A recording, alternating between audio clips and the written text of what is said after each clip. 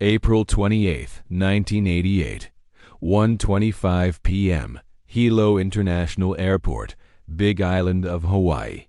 A sun-kissed Boeing 737-200, wearing the cheerful flower livery of Aloha Airlines taxis toward runway 26. To everyone watching from the terminal, it looks like just another island hopper.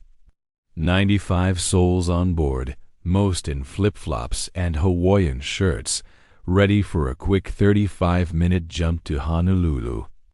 Tourists sipping coffee, locals heading home, kids with surfboards in the cargo hold. No one has the slightest clue that in less than 24 minutes, this aircraft will become the most famous convertible in aviation history. The airplane itself is N73711, delivered brand new to Aloha in 1969. 19 years old, 35,496 flight hours, and a staggering 89,680 takeoffs and landings. That number is important, because this plane doesn't fly long routes across oceans. It hops between islands all day, every day. Take off, climb, descend, land, repeat, 8, 10, sometimes 12 times a day. Every single cycle pressurizes and depressurizes the cabin, like breathing in and out. 89,680 times. One passenger boarding that day, a woman named Gail Yamamoto, notices something as she climbs the rear stairs. A thin, hairline crack running several feet along the fuselage skin just above the door. She hesitates for half a second, then thinks, "It's Aloha. They fly this plane every day." Someone would have caught it if it was serious. She takes her seat and says nothing. 1:25 p.m. Engines spool up.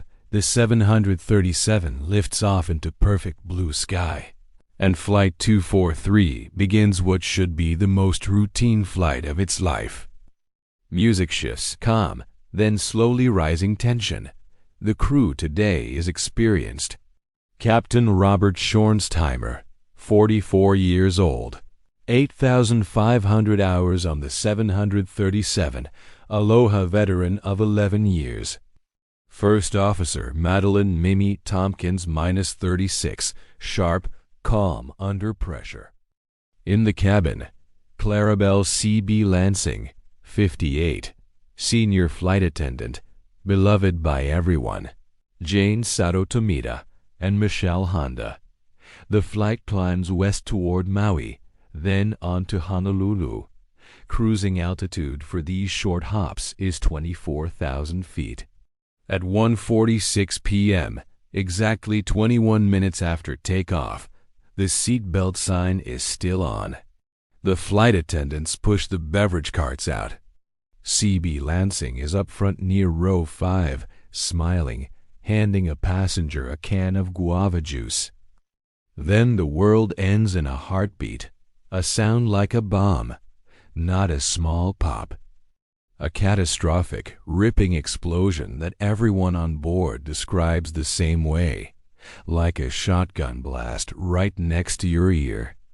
An 18-foot by 25-foot section of the roof, from just behind the cockpit to row 9, simply tears away in one piece and vanishes into the sky.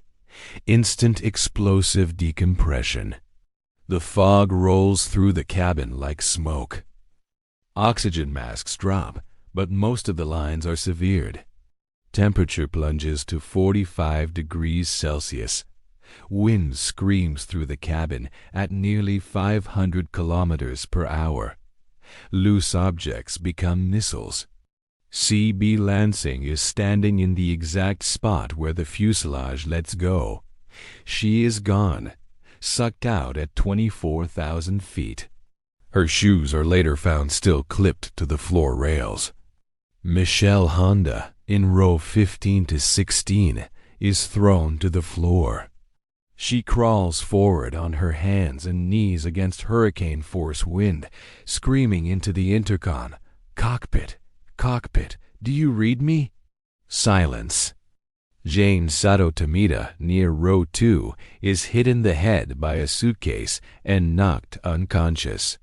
Passengers in rows 1 through 7 are completely exposed to the open sky. Blue ocean below, blue sky above. Nothing but seatbelts keeping them from following CB. One passenger later said, "I looked up and saw contrails and thought, those are pretty. Then I realized I was looking at the sky through where the roof used to be. Up front, in the cockpit, it's chaos too, but the pilots are alive." The blast rips the cockpit door off its hinges and jams it sideways, blocking the entrance. Debris is everywhere. Captain Schornstheimer's headset is torn off, but their oxygen masks work. They are the only 2 people on the entire airplane getting full oxygen. Schornstheimer doesn't hesitate. He rolls the 737 into a hard descending left turn, pushes the throttles forward, and dives. Rate of descent, 4,100 feet per minute. Airspeed pushing redline.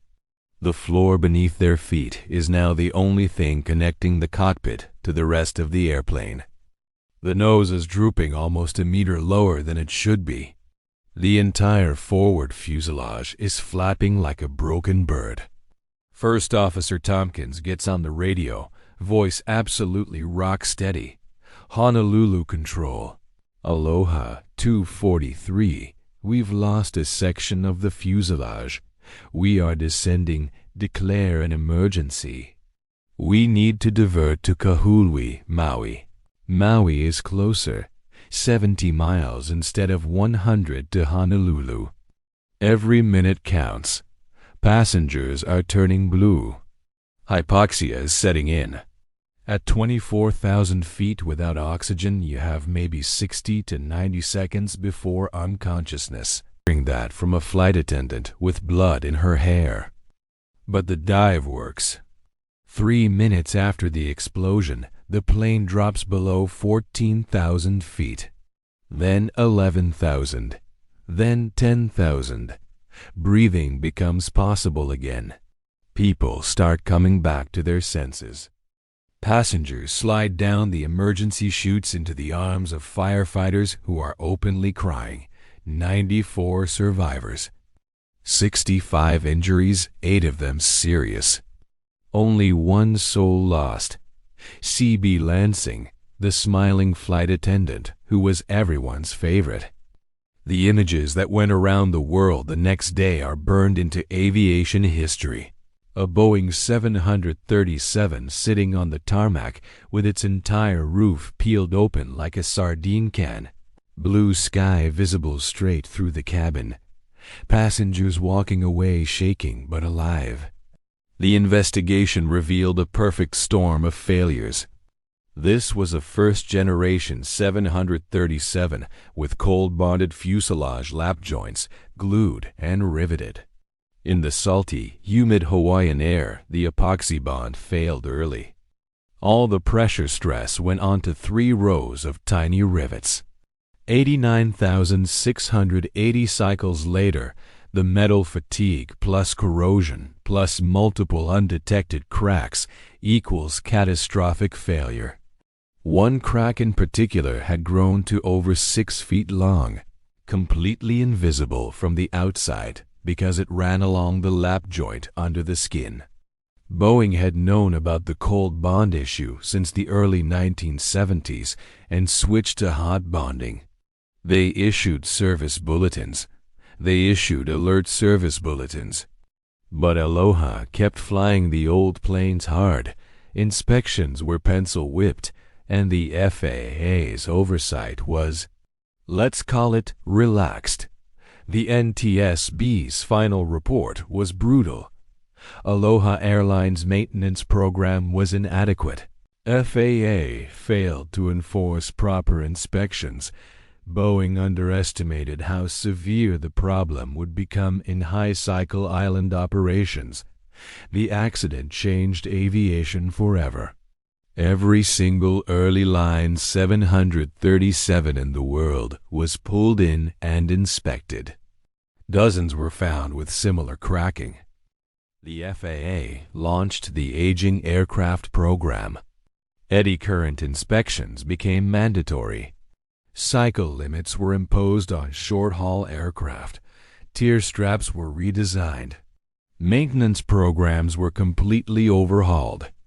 And in the 37 years since April 28, 1988, not a single airliner has ever again suffered a major explosive decompression due to airframe fatigue. N73711 was repaired, yes, repaired, and flew for Aloha for another 12 years before being scrapped in 2000. Today, a section of its fuselage sits in the Pacific Aviation Museum on Ford Island as a silent reminder. C.B. Lansing's body was never found. She is still listed as missing at sea. Every year on April 28th, her colleagues and many of the passengers gather in Maui to remember her. Captain Schornstheimer and First Officer Tompkins received standing ovations everywhere they went for the rest of their lives. Michelle Honda and Jane Sato Tomita were hailed as heroes for keeping the cabin together under unimaginable conditions. And every single person who flew on Aloha 243 that day says the same thing. Keep your seatbelt on, even when the sign is off. Because sometimes the sky decides to take the roof off, and the only thing between you and eternity is that thin strip of nylon across your lap. Closing shot, sunset over Maui. Gentle ukulele returns. 94 people walked away from the impossible. One did not. But because of her, and because of them, every commercial flight you take today is safer than it was the day before April 28, 1988. Never forget Flight 243, the flight that lost its roof and still brought its people home.